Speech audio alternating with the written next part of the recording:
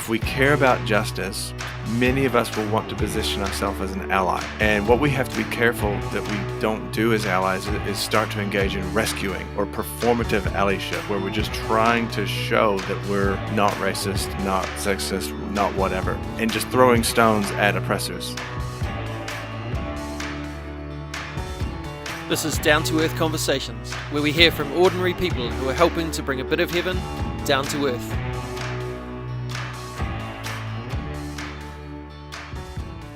Kia ora. Welcome to another episode of Down to Earth Conversations with me, your host, Andy Dixon. Today my guest is Dale Campbell. Dale has a diverse background in justice-related jobs. He's done a lot of good thinking about how not to do more damage while trying to be helpful. And he challenges us in this kōrero to think well about what it actually looks like to love our enemies, which is something Jesus talked about. How to resist evil while still seeing the humanity of others. When he recorded this, Dale was working for the Auckland Church Network, which gathers diverse church leaders from across the Christian spectrum to eat and pray together, to do initiatives together, a whole bunch of different things, which, has been a great place for him to outwork some of what he's talking about today. Because I've taken so long to edit the episode, Dale is in a new job now. So he's working for Vision West, which is another justice-focused organisation, so we'll have to have a catch-up with him another time and hear about that work. A content warning: there are issues of sexual and physical violence mentioned in some of the examples given, so please be kind to yourself and reach out for help if you need it. I have a link in the show notes to an article that Dale wrote that has illustrations showing some of what we're talking about in this conversation. So you should be fine just listening, but if you're more visual, you may find it helpful to have a glance at those illustrations as you listen, as long as you're not like driving or anything, or just go and read the article later to embed what Dale is saying more deeply. For now, prepare to be challenged, encouraged, and emboldened to live a life of love, even in the hardest of spaces. This is episode 114 of Down to Earth Conversations. Here's Dale Campbell.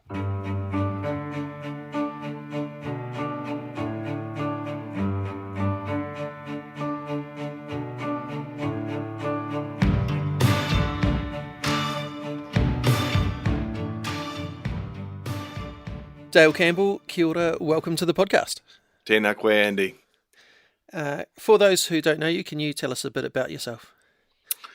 Yeah, gosh. So I am a follower of Jesus, try to be most days. I am married to Diane. We have a 16-year-old, almost 17-year-old Thomas, born in the United States, lived here 20 years. How's that for a start? Yeah, I love the honesty of the follower of Jesus, try to be most days. I think we just all have to be honest and go, some days we don't get it right. That's right.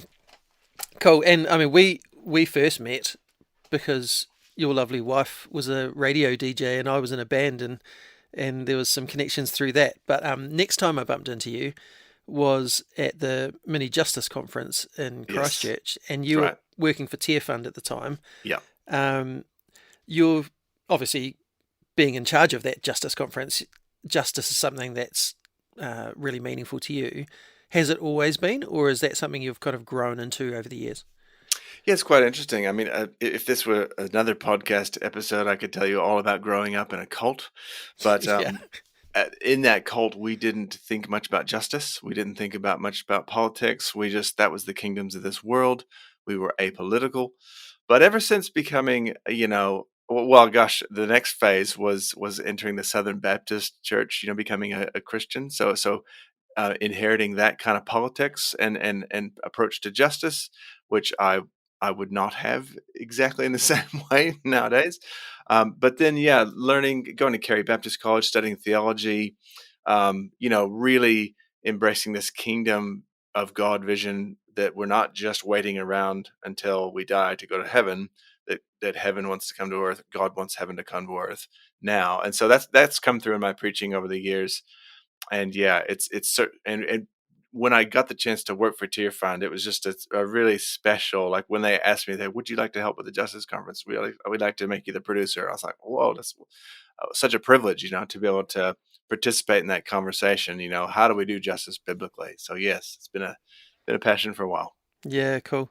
And firstly, I want to say thank you for being the coordinator of that Justice Conference, because it was such a when I've been there, it's been such an amazing space of just connecting with people, and wrestling with what does justice look like in the world, because there's so many different ways you can look at that, and I think that came out in the conference. So Yeah.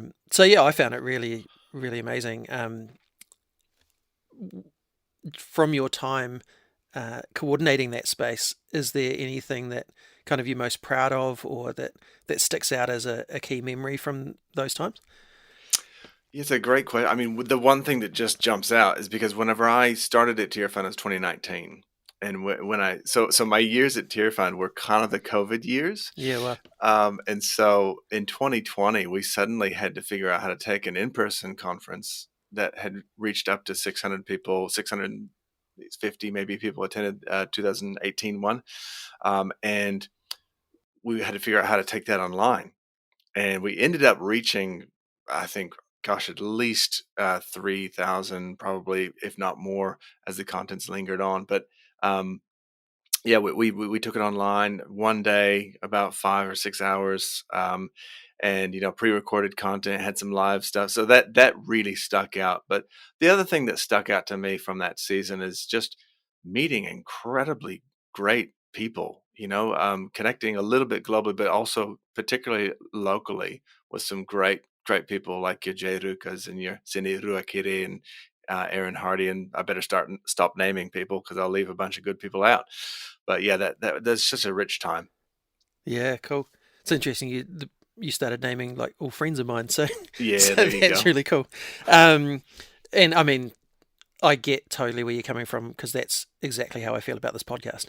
It's Mm, just such a privilege to meet and talk to people who are doing good in the world in one way or another. Because, you could look at the world and go, man, this is just a huge dumpster fire. mm, And I've talked to people in the last week who said, I'm just really struggling to see anything good in the world. yeah. And I get it, and Mm, yet I get to have these conversations with people and go, oh, here's some good in the world. It's just this little pocket here and this little pocket there. Some of it's quite a big pocket, but mm, lots of them aren't. Lots of them are mm. just really tiny little pockets, and they're just people who are doing what they can do to bring some goodness and some beauty into the world. So, Yeah. um, yeah, I mean, the Justice Conference has been a big thing for me, because uh, I was invited to uh, write a poem for the mini Justice Conference that we had here in Christchurch in, must have been 2019. That's right. Um, and it was at that conference that I got my final kind of last, I don't know if kick is the right word, from God, prompting from God to actually start this podcast. I'd been sort of Brilliant. sitting on the idea for a while, and then I heard this panel of people. Two out of the three of them have been on the podcast, and they were just business people that were talking about using their business to do good in the world, and Mm, restructuring, like having a different focus than just earning profit. And so yeah, Alana from 27 Seconds Wine, and yes. Ben from Benny's Barbershop, were the two that have been on the podcast, and just yeah, and Bevan Whiting was Yes. the third one who he and I have played podcast tag over the last Nice. few years. We still intend to record, we just haven't got there yet. But yeah, it was a real key moment for me in establishing this journey for me. Going, there are good stories out there, and we just need to get more people hearing them. So yeah, big part of my journey. That's awesome. Um, you've linked to that whole kind of idea of justice and the fact, you studied at Carey. Mm, Um, I've had people say to me things like, helping people is great, but you need to make sure you're also sharing the gospel. mm. Thoughts on that kind of idea? Yeah, I mean, I've obviously found NT Wright useful. I mean, like when I when I was a Republican Christian in the States, my gospel was small. It was about going to heaven after you die. And so the focus, what we should be doing is trying to get more people to go to heaven after they die. And my politics was also very shrunk onto just a couple issues, maybe.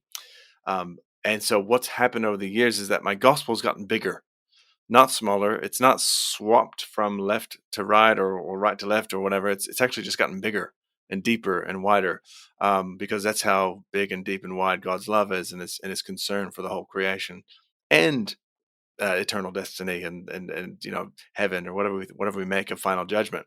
So the gospel's gotten bigger, yeah. So I would say it's just a false dichotomy. Yeah. Yeah. Yeah, I like that. It's not that was wrong and this is right. It's Mm, actually yes, but there's yeah, more. that's right. Yeah, totally. So, tell us a little bit more about the work that you're doing now. Yeah, so I'm with Auckland Church Network, and every now and then, I get to help a little bit with 24/7 prayer stuff. So, but it's been a big pivot from sort of like Tier Fund, Justice Conference, international aid and development, and learning about how to help people without harming them, how to do partnership rather than rescuing, and all that sort of stuff at Tier Fund, and how to pursue justice biblically. And it's I guess Tier Fund Justice Conference combo was kind of a edgy, kind of like prophetic edge of Christian ministry, right? And to pivot into the Christian unity space, it's putting me in a space where I mix regularly with people that don't think justice is important, and maybe they think evangelism is more important. So it's again just broadened me back to this whole church space where I mix with all sorts of people. And so yeah, Auckland Church Network is a city gospel movement. So we're focused on, our vision is for a flourishing Auckland, Tamaki Makaurau Auckland. We want Auckland, Tamaki Makaurau to flourish spiritually and socially. So we talk about pursuing prayer together, connecting leaders together, multiplying disciples together, and serving neighborhoods together. There's been a little bit of opportunity to do some justicey sort of like community service work. So when there was flooding, we collected funds and resources and took that down to Cool. Hawke's Bay, where the worst affected. So that wasn't even within Auckland. We were just like concerned for our neighbors, a little ways away. We also have done some food drives where we've gotten churches to, we've given an opportunity for churches that don't have a food bank and can't run a food bank. During winter, they can give resources and food that are needed items and back and resource and support the work of existing food banks. And so it's been a Mm, great way for churches to partner with community organizations and some things like that. yeah, cool. Yeah. Um, which links into one of the reasons why I got you on the podcast today is, Yeah.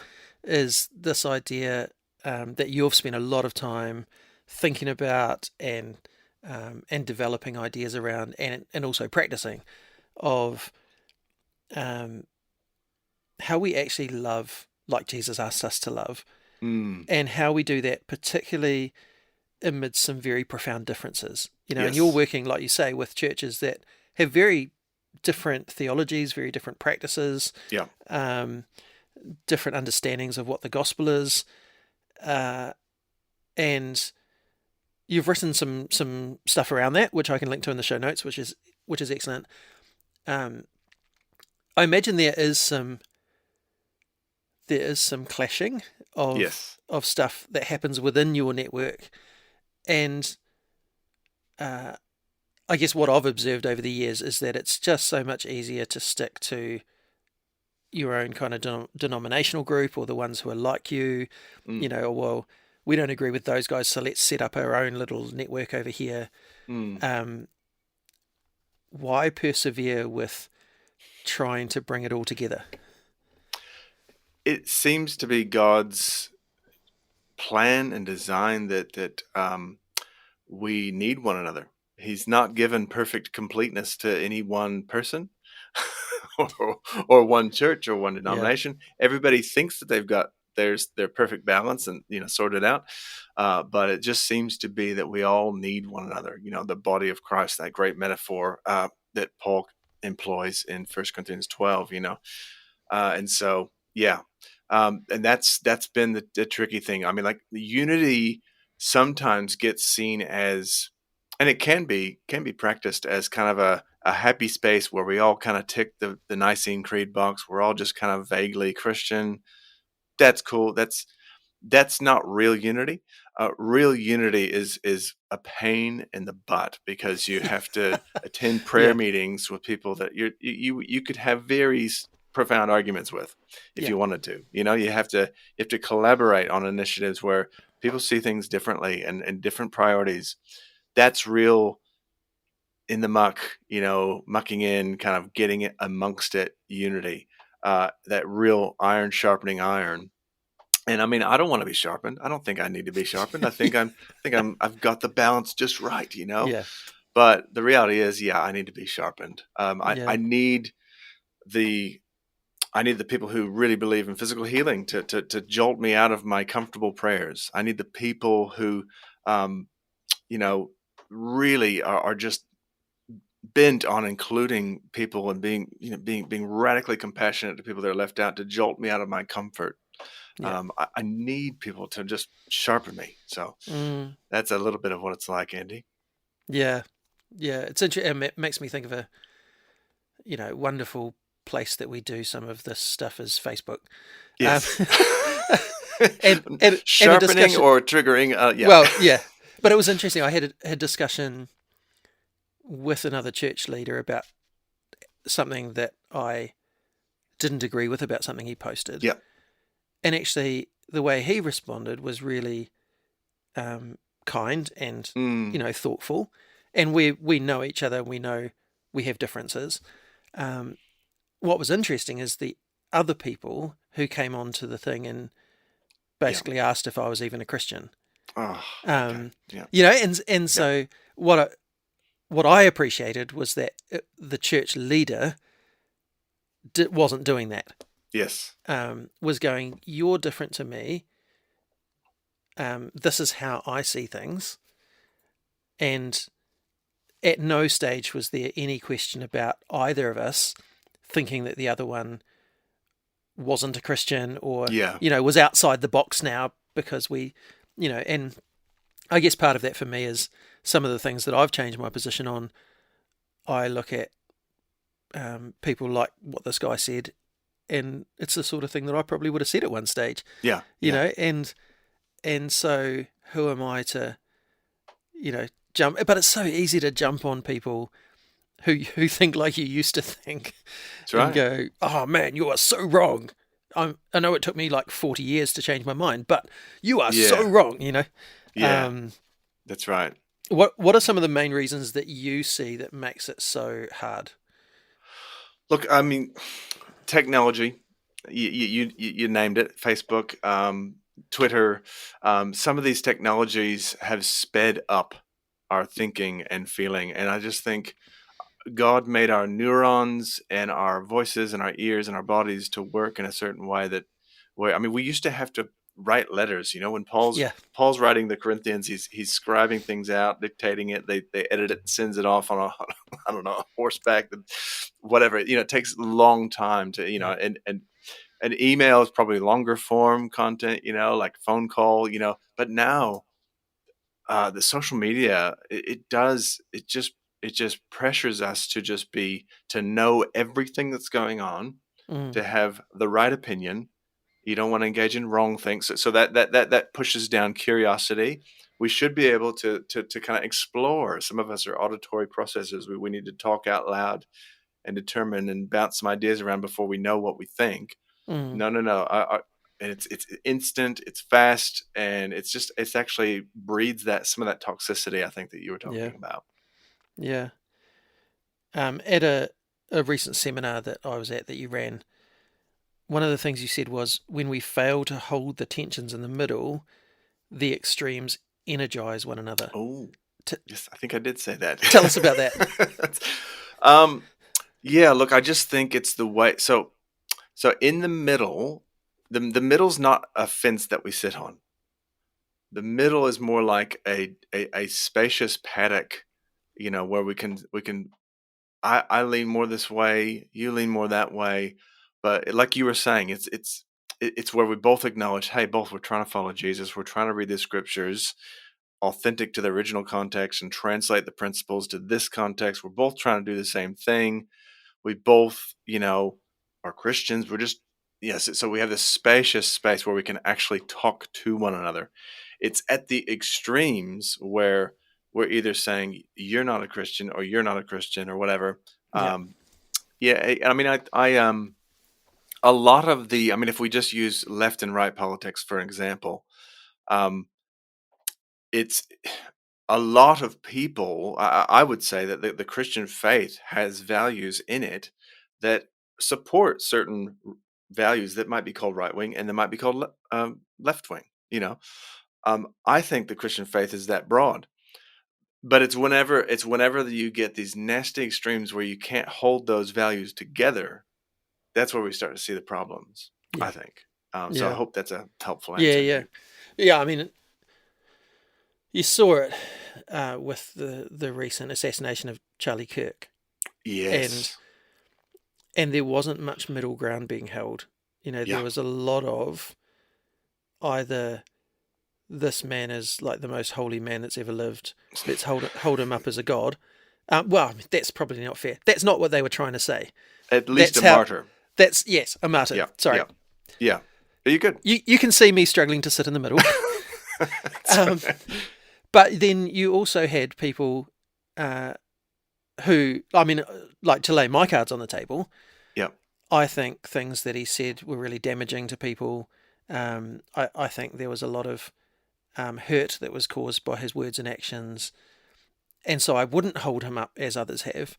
And yet others who think like me were also energized by that lifting up to basically condemn and attack and criticize and it wasn't criticizing ideas and thoughts and actions. It was criticizing him as a person and anyone who might think he did anything good ever.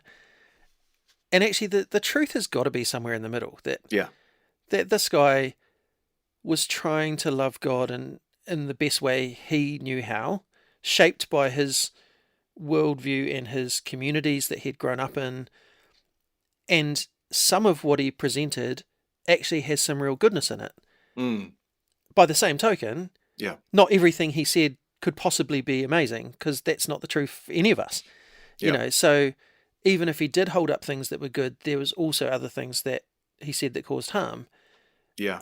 And we've got to somehow see that tension, because I don't know. Thoughts on that?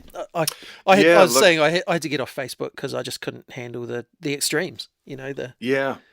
Look, I mean, I watch that as someone who, has friends all over the spectrum. Yeah. Right. And so, I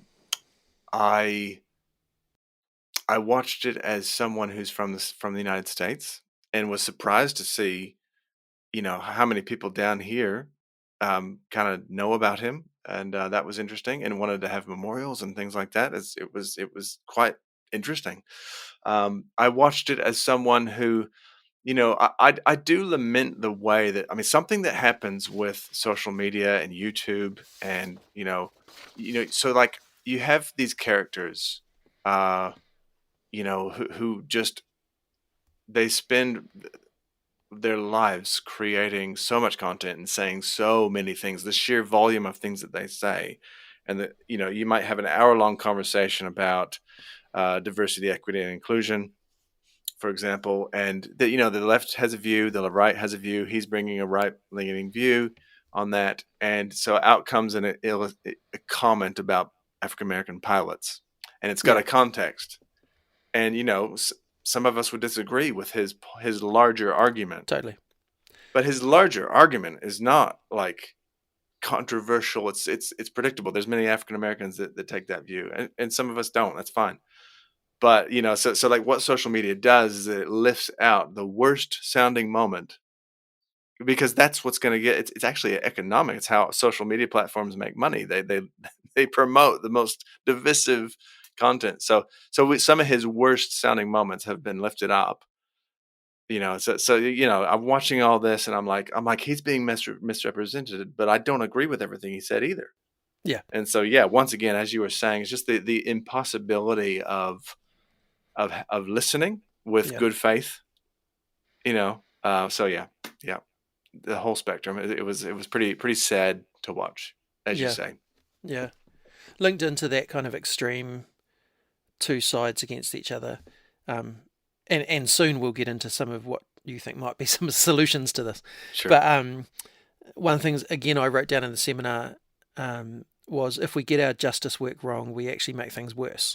Yes. And, I see that even in very recent times where I, along with many others, have been peacefully advocating for the government to take a stand on sanctioning the government of Israel, Yeah. which not all of our listeners will agree with my position on that. That's fine.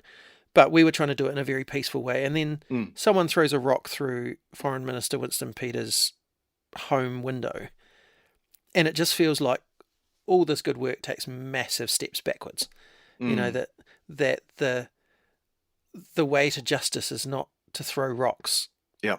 at the people that you're trying to connect with. And I guess to use that as a metaphor, how do we stop just being right and angrily lobbing stones at the other side?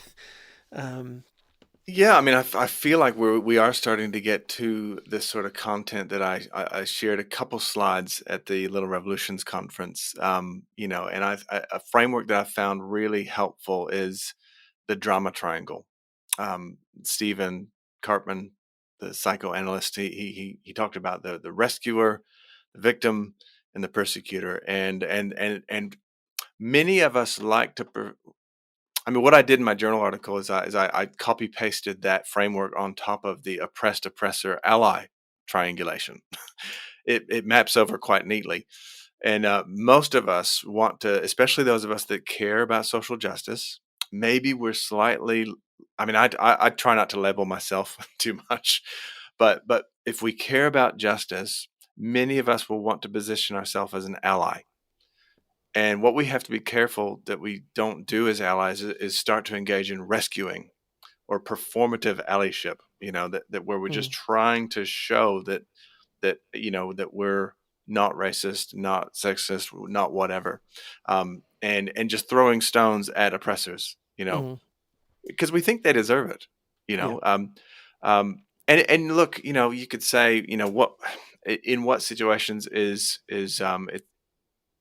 violence, self-defense. Sure. When does self-defense become violence that just Mm, perpetuates another cycle yeah. of oppression? It's all those questions, but yeah, like that's where it starts. Oppression between oppressed and oppressor. Allies get involved. And I explore in the journal article, and we can explore whenever you'd Mm, like, some of the dynamics that play out in that. yeah. Yeah. I mean, so tell us about some of those dynamics. Just yeah. Yeah, look, I Oh, and mean, I'll link to this article so people can go and read some of what you're talking that's about as right. well, because it helps to have the visuals. The Um, visuals do help, but it is a simple framework. So between the oppressor and oppressed, we have cycles of vengeance. This plays out down through wars, through history. One side wars against the other. The victim takes vengeance, and just another cycle is perpetuated. And so you have the the persecutor will usually blame the victim and say it's kind of your fault, and the victim will retaliate um, with counter violence, and that's where you get the cycles of vengeance playing out. Now, between the rescuer and the victim, there's this kind of codependency or dependency, where a rescuer will offer their support from a posture of superiority. And it's like, you poor thing, you need me to help you, and it's actually quite demeaning, and it bypasses the agency and dignity of the person to be a part of their own solution. And so that's kind of toxic long term. It can lead to not helpful things. And between the rescuer or the ally and the persecutor or the oppressor, it's what I call cycles of enmity, where I'm like, an ally will not just critique, but they'll demonize, and they'll use the worst possible language to describe what the persecutor or the oppressor is doing. And what that often does is, surprise, surprise, the oppressor doesn't change when they feel demonized. And so, they just get more and more defensive. And so, in the journal article, I use the color red to depict all this, and the whole triangle just turns red. And the sad, tragic thing is that people that really need to be included and be uplifted, to be cared for, to be helped, they don't get the help whenever we're acting in this drama triangle kind of way. And so justice fails, and nobody gets the help they need. Yeah. And so what I argue in the article is that Micah 6:8, this beautiful triad: do justly, love mercy, walk humbly. I lift these two concepts of mercy and humility out of that, and I say, if we're going to do justice, it takes humility towards myself. I may not know everything about the situation. Maybe my great rescuing and help maybe won't fix everything. Um, I need to be humble towards myself, and I need to be merciful towards the other. They probably didn't set out in life to be an oppressor. you know Maybe there is a human somewhere underneath the shell. Maybe social media is distorting this. Maybe I don't know everything. And so when you find that, when everyone starts to practice mercy and humility, the drama gets undone. And so, instead of taking vengeance on an oppressor, a victim can restrain themselves to just resistance.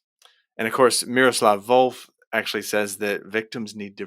It's quite shocking what he says. Miroslav Volf, he says victims need to repent of their tendency to want to get even, and to become the next oppressor.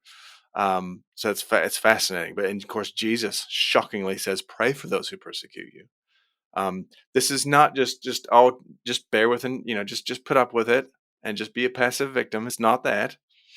There will be consequences. We can still fight. Jesus heroes the persistent widow in Luke 18, who says, "Grant me justice against my adversary." He's celebrating her as an example of persistent prayer. So yes, this is not passive. This is not just putting up with it, but it's just the restraint of the gospel, where we're not taking vengeance. We're leaving that to God. And we don't. The way that we speak about an oppressor, we're not demonizing them. We're recognizing that they're a human being. So yeah, that's the start of it, Andy. That There's a lot there. Yeah. That whole thing of seeing other people as human beings. For me, that's the bit that goes out the window so quickly. Oh, that we yes. We see people as the worst thing they've done, or we see people as the worst thing we think they've done. Wow. Or we see people coloured by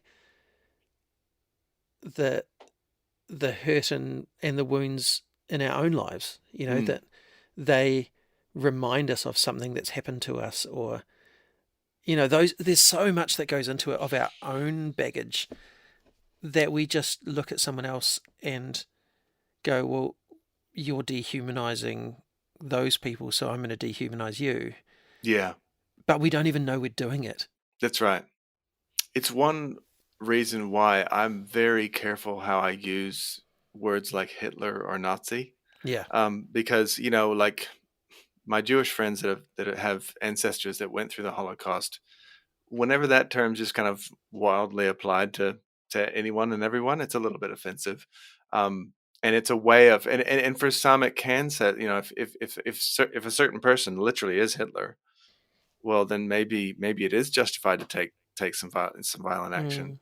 Many people think. So yeah, it's very tricky. As you're talking through those triangles, Yeah. I'm thinking that that applies to individuals. Yes. It applies to groups. Yeah. It applies to nations. That's right. We as humans seem to keep repeating this cycle of oppressor, oppressed, rescuer. Yeah. And I love that what you're suggesting is a way not to diminish what anyone's done. Yeah. not to just go, let's just put that all in the past and, let's move on. Yeah, yeah. In New Zealand, we've got so many issues that have happened over the year of the breaking of the Treaty of Waitangi. And I've heard a number of people say, well, let's just start from now, and it's a clean slate and let's all move on together as one. It's like, well, that's just, Yeah, that's ignoring and that's demeaning for the people who've been hurt, who've yeah. been the oppressed. It's trying to, I guess, in some way, recognize there were reasons why the oppressor did what they did, but what you're offering is a way that actually, that mercy and humility isn't just for the rescuer coming in. It's for all three of them That's to right. to go. Actually, what am I doing? Am I doing something that is causing hurt to someone? That That's right. I look at that triangle and I really like to put myself as either the oppressed or the rescuer. That's right. And yet, what are the Yeah. ways in which my life is hurting other people? And maybe I need to think about being less dogmatic about being right. Each actor in that drama thinks that they're right or innocent. And so that's where the humility comes in. It's like okay, I don't know everything. Uh, you know, I don't. My solution for this situation might not be perfect. So okay, let's just start there. Yeah. This is all great in theory. Yes. Have you seen examples of it in action, either in your own life or other examples around? Like, what would you say this looks like in practical terms?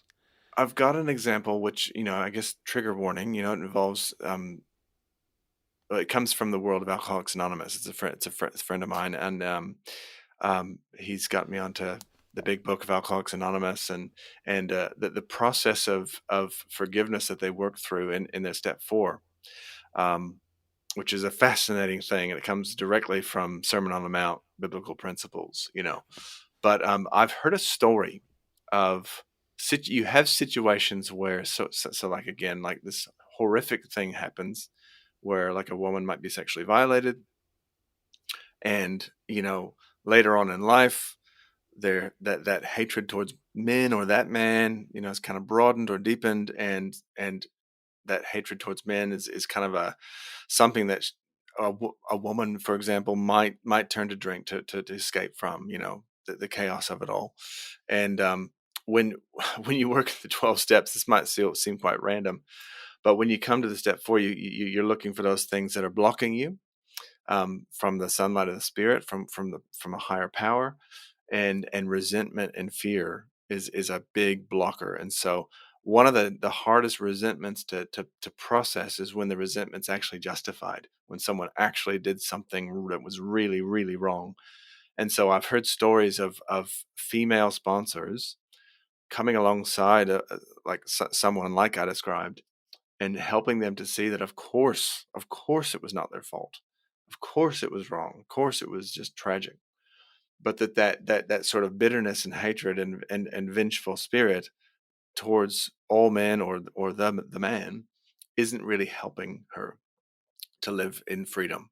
And so it's a classic example of like just finding a way that is more merciful um, towards someone that did something, just one of the most horrible things that can be done. Yeah, I hope that kind of makes sense as an example of like we're not approving yeah. of what has been done, but it's just like what's a way forward. We're not leaving it in the past. We're actually processing it with Mm. mercy. Yeah, I mean that's incredibly challenging, um, Obviously. and yet incredibly in line with what Jesus taught, Mm, um, mm, which also is challenging. Like if we really read what Jesus asked us to do, yeah. it's hard. You know, um, Can I jump in and say that, and it's so important that in that scenario that I just mentioned, that it was a female sponsor coming alongside, because it's utterly inappropriate for me to just kind of like waltz in and say, well, yeah. But that's not helping you. You need to move past it. No. It's totally inappropriate. So all of this stuff has to be done within appropriate relationships. Yeah. Yeah. Yeah, and that's one of the things I liked about what you were saying is there was no minimizing of what Mm. happened. It wasn't just about blaming, Yes. um, or it wasn't about going, well, I should have moved on by now. I should Yeah. have gotten over it. Yeah. Yeah. Because some of that stuff scars you, and it's a real act of healing over the years. But one of the things I hear in that is the whole idea when Jesus talks about forgiveness. A lot of the forgiveness is about healing ourselves and That's right. releasing control that others have over us. And so, in what you're saying about the mercy and humbleness, is to go, actually, this is not okay, what this Mm. person did. And I mean, I can think about things that have happened to me, not anywhere near as Yeah. bad as that, but things that I've held on to Yeah.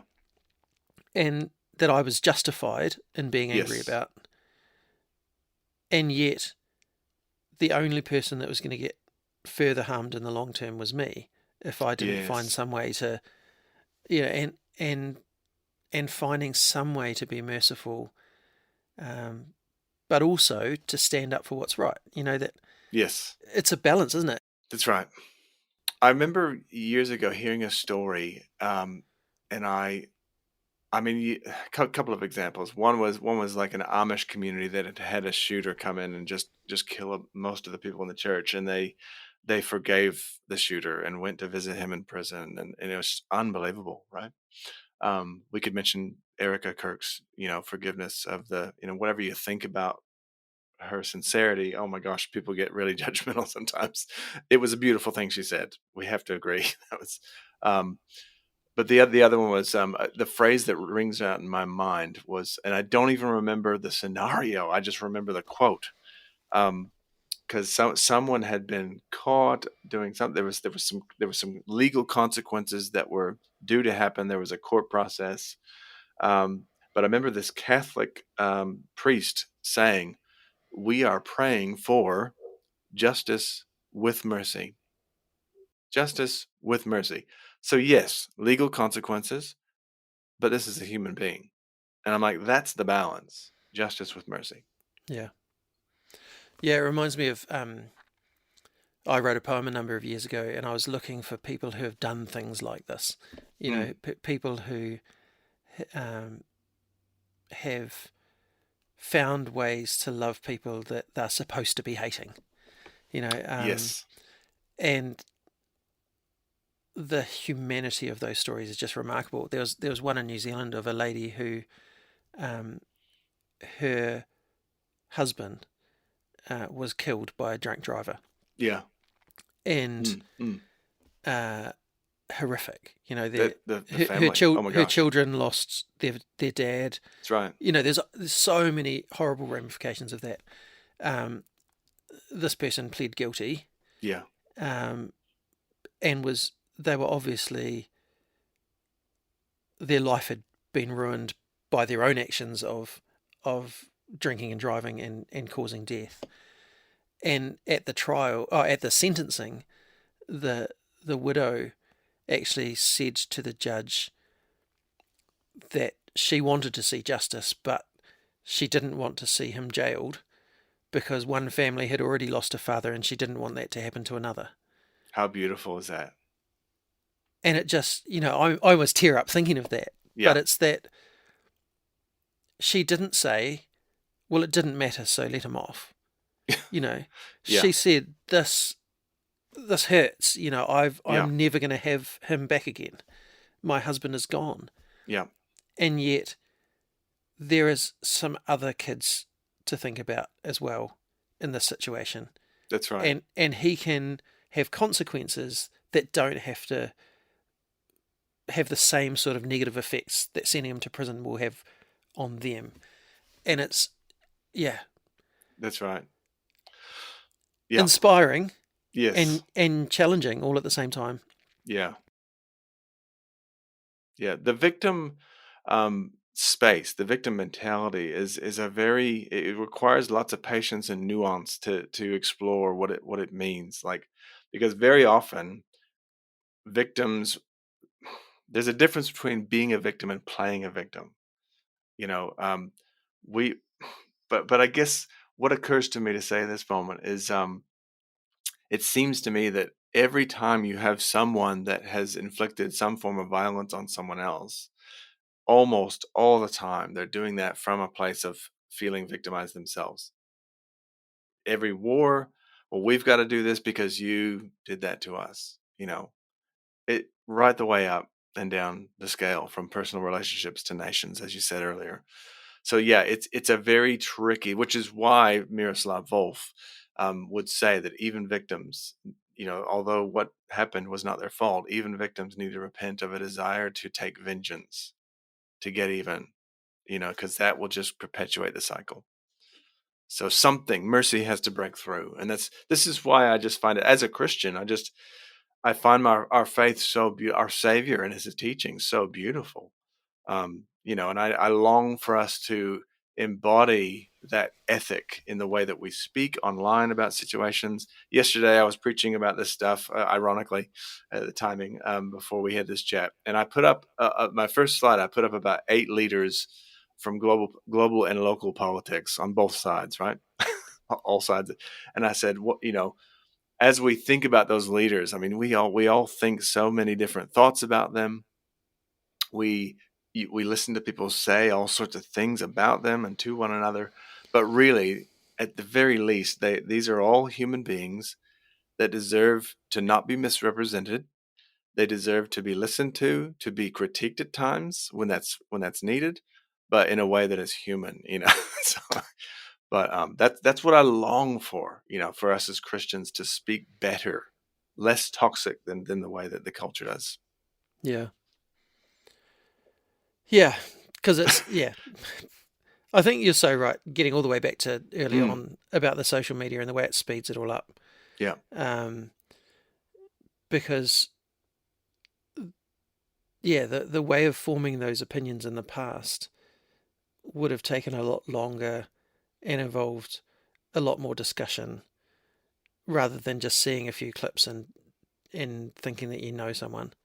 that's right. Um, and yeah, the whole way politics is getting more and more divisive, and yet I don't think, like some people would say, oh well, these politicians are causing it to become more and more divisive, and I think actually the way politics is going is just a symptom Mm, of the way that we as a world are going. yeah, Um, we elect them. yeah, yeah. That's right.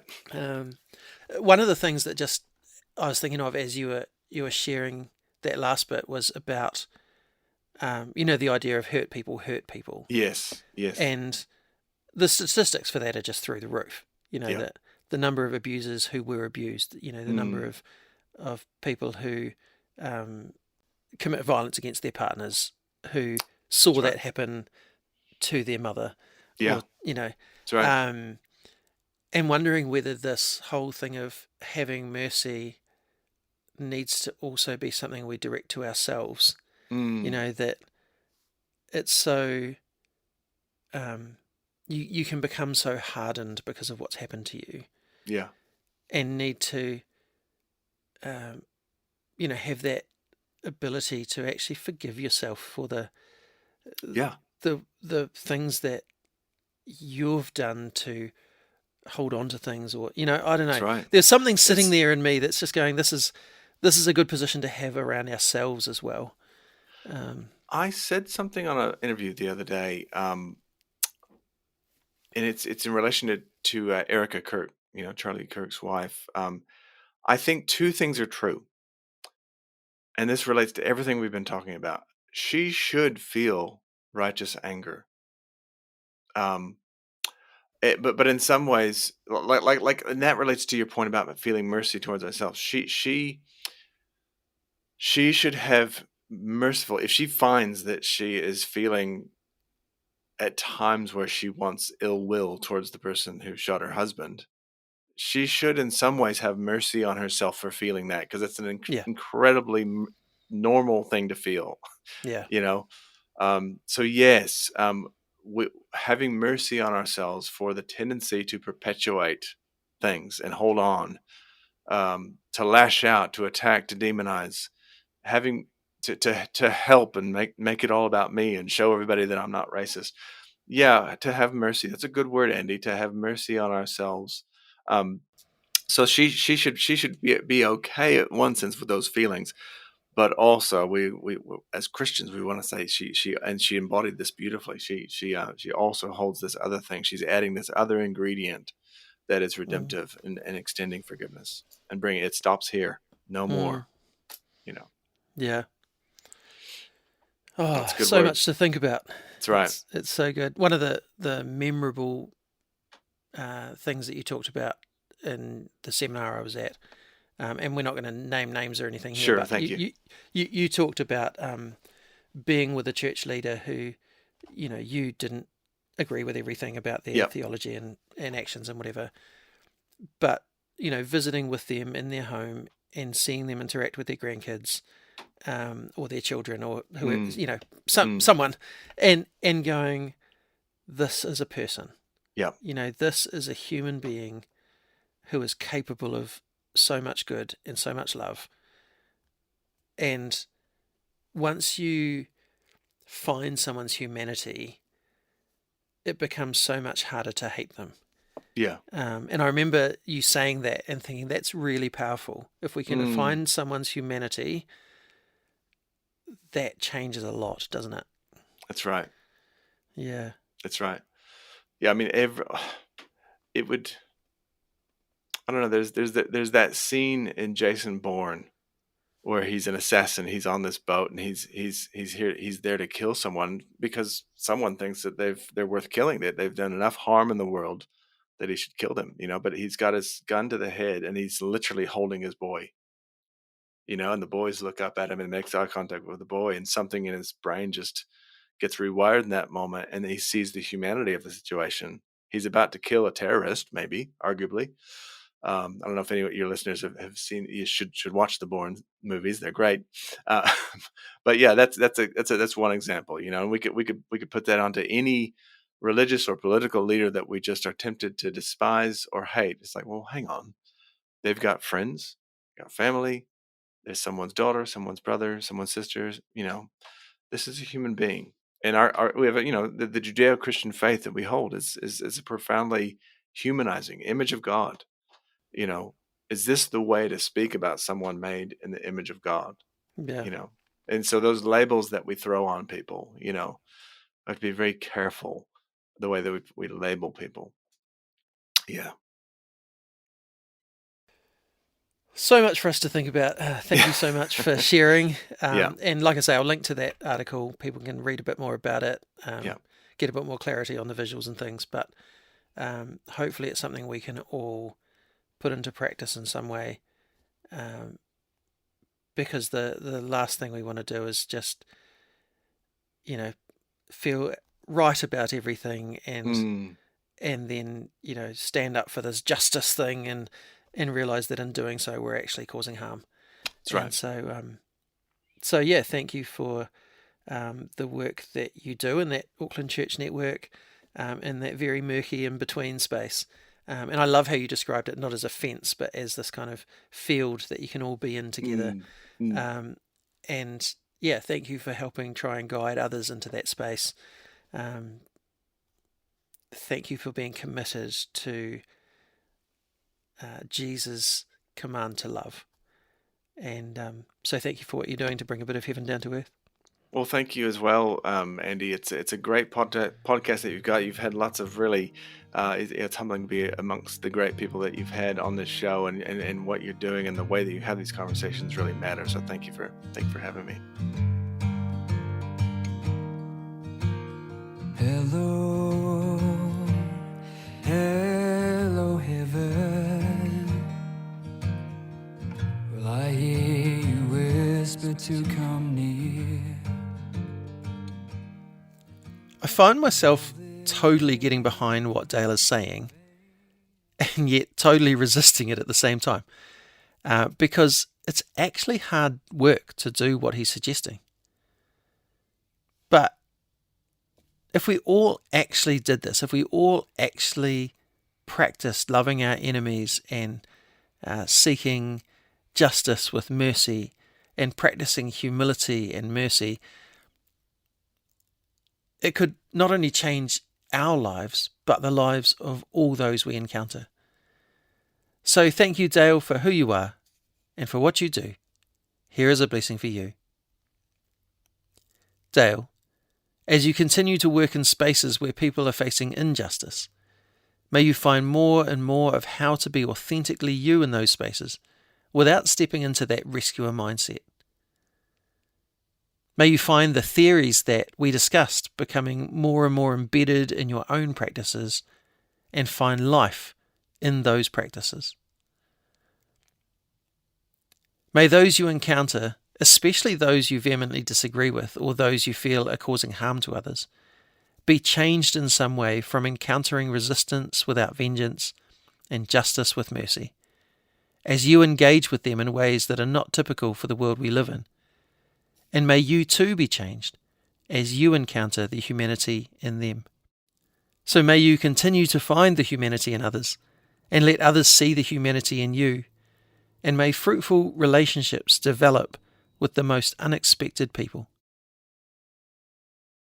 May your family know the love and goodness of God as you practice what you preach, and they see God moving in and through you in ways that mold and shape you more and more into a person of love.